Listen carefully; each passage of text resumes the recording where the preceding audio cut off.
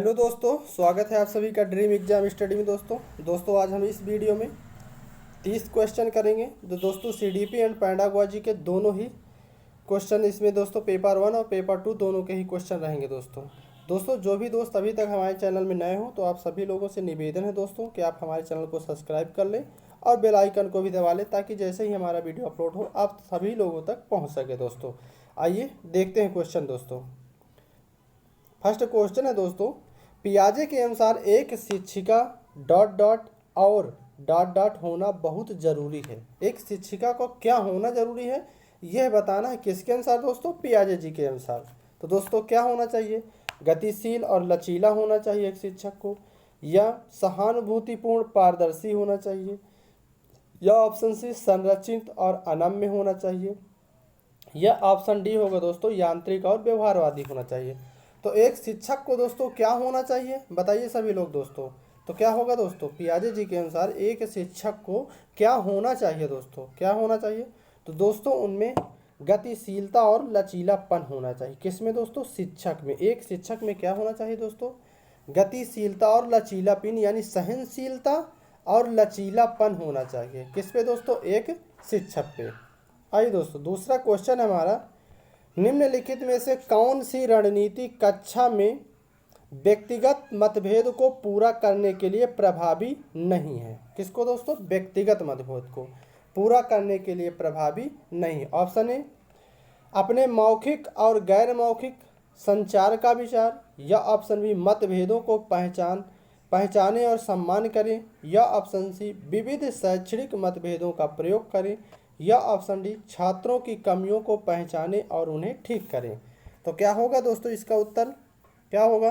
तो दोस्तों जो इसका उत्तर होगा ऑप्शन डी होगा, छात्रों की कमियों को पहचानने और उन्हें ठीक करें। क्या होगा दोस्तों? छात्रों की कमियों को पहचाने और उन्हें ठीक करें होगा। ठीक है ना। आइए अगला क्वेश्चन दोस्तों, क्वेश्चन नंबर 3 है, सुविधाहीन और वंचित समूह के शिक्षार्थियों को संबोधित करने के लिए एक शिक्षक को क्या करना चाहिए दोस्तों?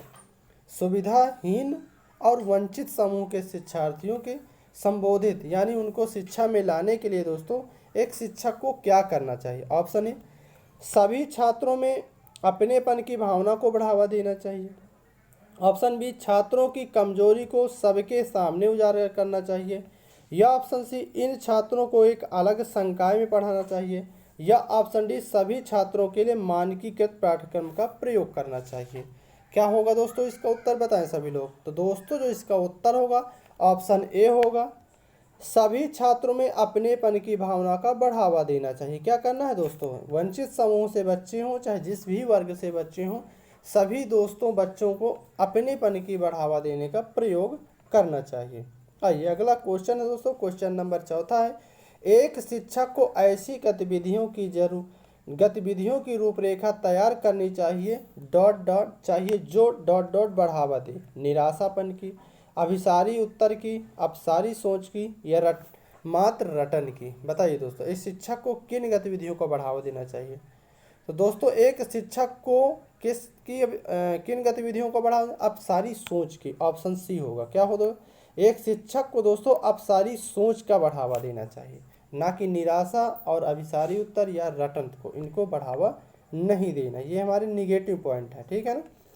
छात्रों में भय का भाव कब होता है? अधिगम में काफ़ी सुधार करता है, अधिगम के लिए हानिकारक होता है, अधिगम के लिए आवश्यक है, अधिगम को कोई प्रभाव नहीं डालता। बताइए दोस्तों छात्रों में भय क्या करता है? तो दोस्तों जो छात्रों में भय होता है यह अधिगम के लिए हानिकारक होता है। क्या होता है? अधिगम के लिए हानिकारक होता है। क्या दोस्तों? भय, डर, क्रोध, चिंता, ये सब क्या होती हैं? अधिगम के लिए दोस्तों हानिकारक पॉइंट होते हैं। ठीक है ना।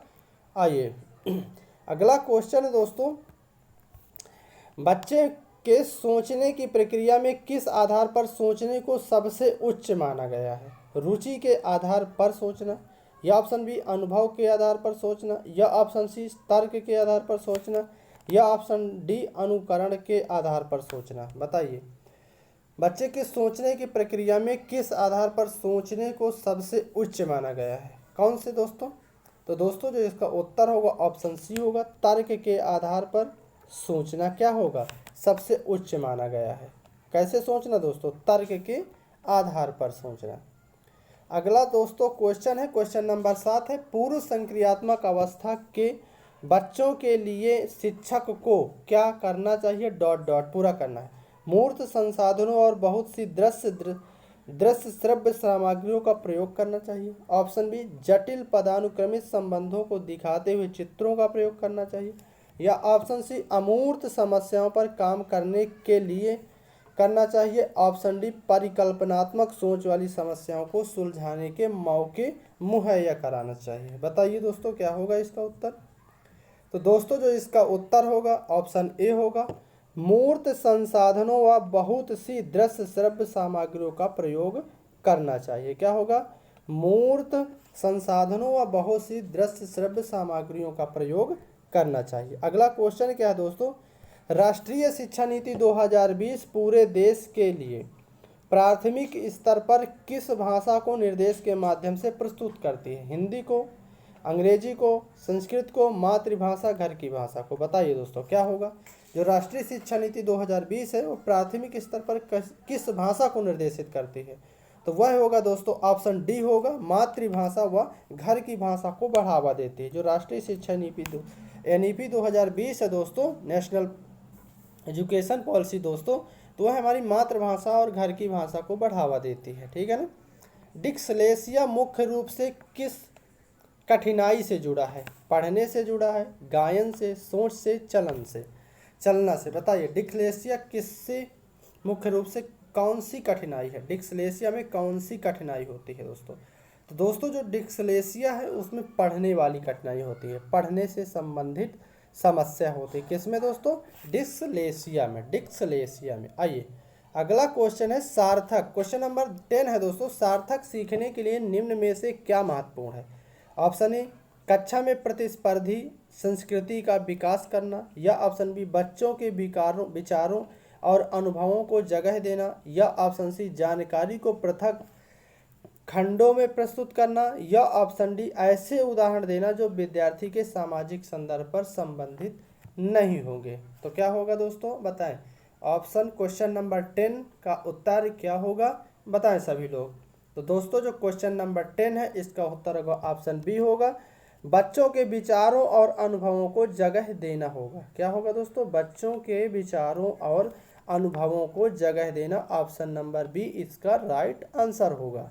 आइए क्वेश्चन नंबर दोस्तों 11 यानी 11 है, विद्यार्थियों के बीच भ्रांतियां उनके बारे में क्या बतलाती हैं? जो दोस्तों बच्चों की भ्रांतियां हैं वह किसको इंगित करती हैं? अत्यंत गलत और तर्कहीन सोच की प्रक्रिया को, या उच्च क्रम की भावनात्मक और बौद्धिक क्षमताओं को, या ऑप्शन सी, अवधारणाओं के बारे में भोली और सहज समझ को, या ऑप्शन डी, गंभीर संज्ञानात्मक कमी और तंत्रिक संबंधी विकार को होगा।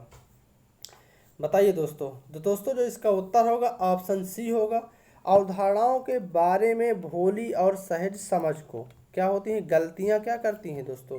अवधारणाओं के बारे में भोली और सहज समझ को बतलाती हैं। ठीक है ना। अगला क्वेश्चन है दोस्तों, क्वेश्चन नंबर 12 है, निचली कक्षाओं में शिक्षण की खेल पद्धति आवश्यक है।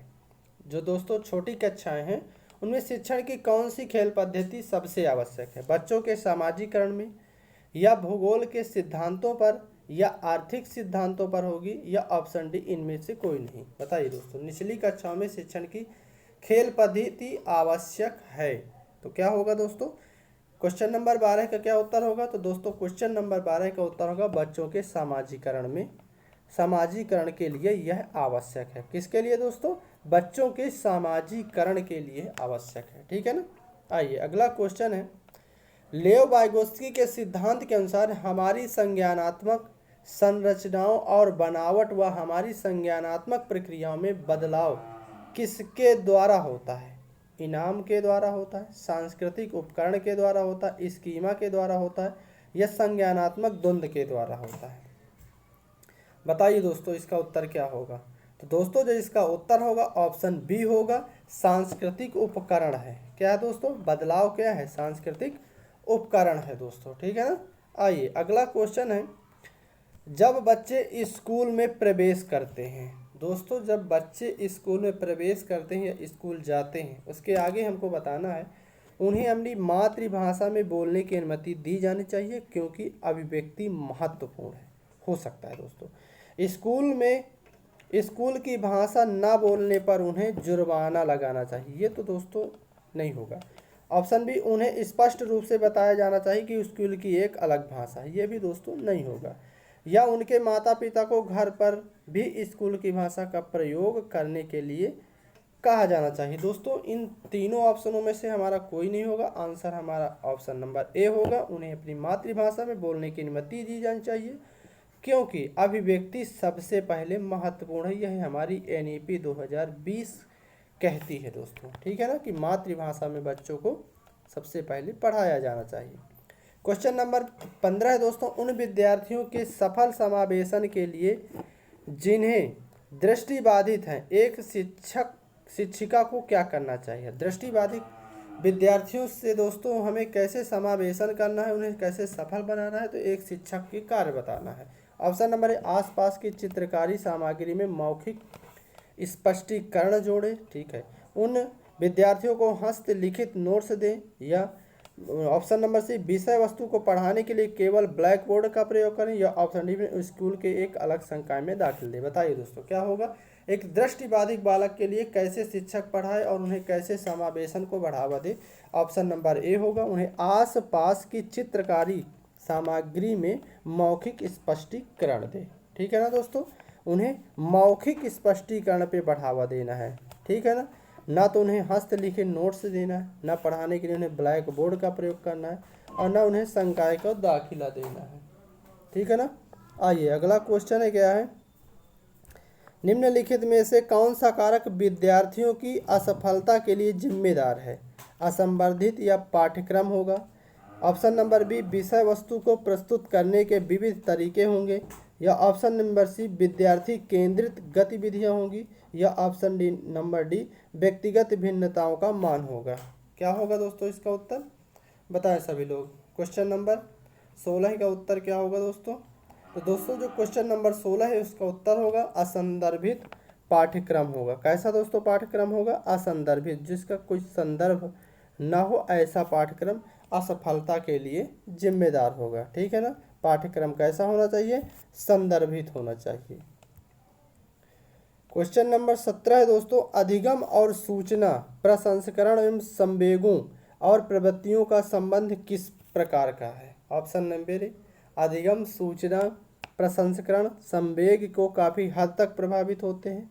या ऑप्शन नंबर बी, संवेग अधिगम और सूचना प्रसंस्करण का एक दूसरे से कोई संबंध नहीं है। या ऑप्शन नंबर सी, सकारात्मक संवेग अधिगम और सूचना प्रसंस्करण को नकारात्मक रूप से प्रभावित करता है। या ऑप्शन नंबर डी, नकारात्मक संवेग अधिगम और सूचना प्रसंस्करण को सकारात्मक रूप से प्रभावित करते हैं। क्या होगा क्वेश्चन नंबर 17 का उत्तर। तो दोस्तों जो क्वेश्चन नंबर 17 है इसका उत्तर होगा अधिगम और सूचनाओं के प्रसंस्करण संवेग से काफ़ी हद तक प्रभावित होते हैं। क्या होते हैं, जो अधिगम है वह सूचना प्रसंस्करण के संवेग से काफ़ी हद तक प्रभावित होते हैं। ठीक है ना। आइए क्वेश्चन नंबर 18 है, डॉट डॉट डॉट स्थूल गत्यात्मक चालन कौशल का उदाहरण है जबकि डॉट डॉट सूक्ष्म गत्यात्मक कौशल की आवश्यकता होती है। ऑप्शन ए, भागना और चित्र बनाना होगा। या ऑप्शन बी, निचोड़ना चलना होगा। या ऑप्शन सी, पकड़ना चढ़ना होगा। या ऑप्शन डी, आड़ी तिरछी रेखाएं बनाना या ताली बजाना होगा। क्या होगा क्वेश्चन नंबर 18 है दोस्तों। ऑप्शन नंबर ए होगा, भागना स्थूल गत्यात्मक चालन कौशल का उदाहरण है जबकि चित्र बनाना सूक्ष्म गत्यात्मक कौशल का उदाहरण होगा। तो ऑप्शन नंबर ए होगा, भागना और चित्र बनाना होगा। ठीक है ना। क्वेश्चन नंबर 19 है, पियाजे के संज्ञानात्मक विकास के सिद्धांत के अनुसार स्वयं व पर्यावरण के बीच संतुलन की खोज की प्रक्रिया क्या कहलाती है। सामीकरण कहलाती है। ऑप्शन बी, संगठन कहलाती है। या ऑप्शन सी, समावेशन कहलाती है। या समायोजन कहलाती है। पियाजे के संज्ञानात्मक विकास के सिद्धांत के अनुसार स्वयं व पर्यावरण के बीच संतुलन की खोज प्रक्रिया क्या कहलाती है। तो क्या कहलाती है दोस्तों, यह कहलाती है सामीकरण कहलाती है। क्या कहलाती है, सामीकरण। ऑप्शन नंबर ए इसका उत्तर होगा। क्या होगी, सामीकरण होगी। क्वेश्चन नंबर 20 है, हावर्ड गार्डनर के सिद्धांत में बुद्धि के व्यक्तियों में अपनी पहचान, मानव अस्तित्व और जीवन के अर्थ के बारे में संवेदनशील होता है। दोस्तों यहाँ पर हमें सिद्धांत में किस बुद्धि के व्यक्तियों में अपनी पहचान और मानव अस्तित्व के जीवन के अर्थ के बारे में संवेदनशील होता है? क्या यह प्रकृतिवादी बुद्धि होगी या भाषाई बुद्धि होगी, अंतर्वैयक्तिक बुद्धि होगी या अंतःवैयक्तिक बुद्धि होगी? कौन सी बुद्धि है दोस्तों जो व्यक्तियों को अपनी पहचान, मानव अस्तित्व में जीवन के अर्थ के बारे में संवेदनशील को बनाती है? यह होगा दोस्तों, इसका उत्तर होगा ऑप्शन नंबर डी होगा। यह होगी अंतःवैयक्तिक बुद्धि होगी। कैसी होगी दोस्तों? अंतःवैयक्तिक बुद्धि होगी। लेव वाइगोत्स्की के समाज संरचना सिद्धांत में दृढ़ विश्वास रखने वाले शिक्षक के नाते आप अपने बच्चों के आकलन के लिए निम्नलिखित में से किस विधि को वरीयता देंगे? मानकीकृत परीक्षण को, तथ्यों पर आधारित प्रत्यास्मरण के प्रश्न को, या ऑप्शन सी वस्तुपरक बहुविकल्पी प्रश्नों के विकल्पी प्रकार के प्रश्नों को, या ऑप्शन डी सहयोगी प्रोजेक्ट को? क्या होगा क्वेश्चन नंबर 21 का उत्तर दोस्तों? तो दोस्तों जो क्वेश्चन नंबर 21 का है इसका उत्तर होगा ऑप्शन नंबर डी होगा, सहयोगात्मक प्रोजेक्ट को। किस पर दोस्तों? सहयोगात्मक प्रोजेक्ट का होगा। आइए अगला क्वेश्चन है, क्वेश्चन नंबर अनुसंधान सुझाते हैं कि एक विविध कक्षा में अपने विद्यार्थियों से शिक्षिका की अपेक्षाएं विद्यार्थियों के अधिगम एकमात्र निर्धारक होती है या के साथ संबंधित नहीं मानी जाती, या ऑप्शन सी पर कोई प्रभाव नहीं छोड़ती, या ऑप्शन नंबर डी पर महत्वपूर्ण प्रभाव छोड़ती है। अनुसंधान सुझाते हैं कि एक विविध कक्षा में अपने विद्यार्थियों से शिक्षिका की अपेक्षाएं क्या होती हैं शिक्षार्थियों के अधिगम में? क्या होगी दोस्तों? क्वेश्चन नंबर जो 22 है इसका उत्तर होगा ऑप्शन नंबर डी होगा।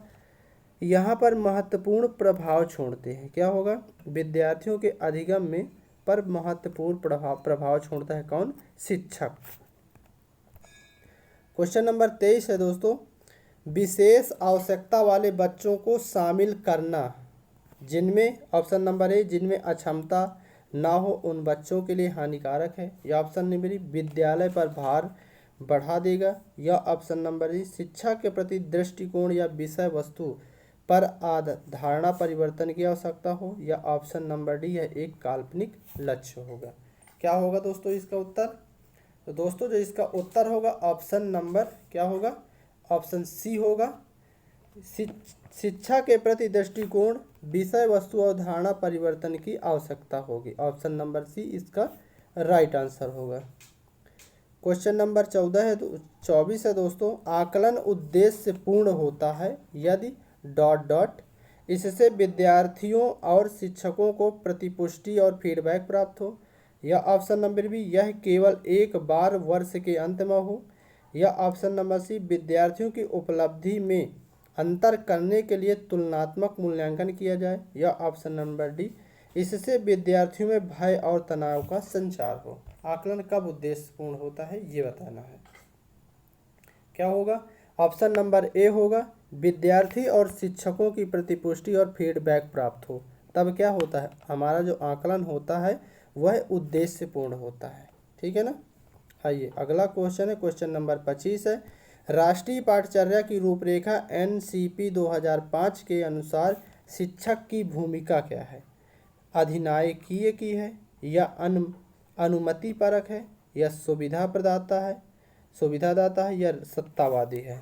शिक्षक की भूमिका बताना है दोस्तों NCP 2005 के अनुसार। तो क्या होता है दोस्तों? शिक्षक एक सुविधा प्रदाता होता है। ऑप्शन नंबर सी इसका होता है उत्तर होगा दोस्तों। शिक्षक क्या होता है दोस्तों? एक सुविधा प्रदाता होता है। अगला क्वेश्चन दोस्तों, लोएब वाइगोत्स्की के अनुसार संज्ञानात्मक विकास का मूल कारण है। क्या है मूल कारण संज्ञानात्मक विकास का? सामाजिक अन्योन्य क्रिया है, या ऑप्शन बी मानसिक प्रारूपों का समायोजन है, या ऑप्शन सी उद्दीपक अनुक्रिया अनुयुग्मन है, या ऑप्शन डी संतुलन होगा। क्या होगा लेव वाइगोत्स्की के अनुसार संज्ञानात्मक विकास का मूल कारण? तो क्या है मूल कारण है दोस्तों? ऑप्शन नंबर ए सामाजिक अन्योन्य क्रिया है। क्या है दोस्तों? सामाजिक अन्योन क्रिया है। ठीक, अगला क्वेश्चन दोस्तों, क्वेश्चन नंबर 27 है। किसी प्रगतिशील कक्षा की व्यवस्था में शिक्षक एक ऐसे वातावरण को उपलब्ध कराकर अधिगम को सुगम बनाता है जो नियामक है, समावेशन को हतोत्साहित करता है, या ऑप्शन नंबर सी आवृत्ति को बढ़ावा देता है, या ऑप्शन डी होगा खोज को प्रोत्साहन देता है। क्या होगा क्वेश्चन नंबर 27 का उत्तर? बता दें दोस्तों, तो क्वेश्चन नंबर दोस्तों 27 का उत्तर होगा ऑप्शन नंबर डी, यह खोज को प्रोत्साहन देता है। किसको दोस्ता है दोस्तों? खोजपूर्ण अधिगम को प्रोत्साहन देता है। आइए क्वेश्चन नंबर 28 है। निम्नलिखित में से कौन सी समाजीकरण के गौणवाहक होते हैं? विद्यालय और पास पड़ोस, विद्यालय और निकट परिवार के सदस्य, या परिवार और रिश्तेदार, परिवार और पड़ोस। गौण वाहक कौन होते हैं दोस्तों? बच्चे के समाजीकरण के गौण वाहक कौन होते हैं? तो दोस्तों जो इसका उत्तर होगा ऑप्शन नंबर ए होगा, विद्यालय और पास पड़ोस इसके गौण स्तर होते हैं। प्राथमिक स्तर क्या होता है? परिवार होता है। क्वेश्चन नंबर 29 है। जीन पियाजे के अनुसार अधिगम के लिए निम्नलिखित में से क्या आवश्यक है? किसके लिए? अधिगम के लिए।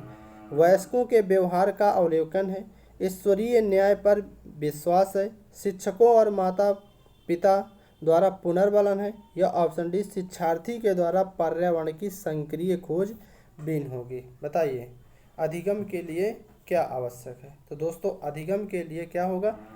शिक्षार्थी के द्वारा पर्यावरण की सक्रिय खोजबीन होगा। क्या होगा? सक्रिय खोजबीन होगा। आइए दोस्तों लास्ट क्वेश्चन है हमारा। भाषा विकास के लिए सबसे संवेदनशील समय निम्नलिखित में से कौन सा है? किसके लिए दोस्तों? भाषा के विकास के लिए। मध्य बचपन का समय होगा, वयस्क अवस्था होगी, या ऑप्शन नंबर सी प्रारंभिक बचपन की अवस्था होगी, या जन्म पूर्व का समय होगा। बताइए भाषा विकास के लिए सबसे संवेदनशील कौन सी अवस्था होगी?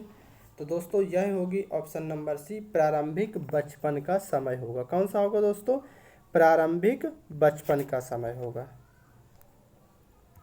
धन्यवाद दोस्तों। आप जो भी लोग अभी तक हमारे चैनल में नए हों तो आप सभी लोगों से निवेदन है दोस्तों कि आप हमारे चैनल को सब्सक्राइब कर लें और बेल आइकन को भी दबा लें, ताकि जैसा ही हमारा वीडियो अपलोड हो आप लोगों तक सबसे पहले पहुंच सके। धन्यवाद दोस्तों। अपना और अपनों का ख्याल रखें। जय हिंद।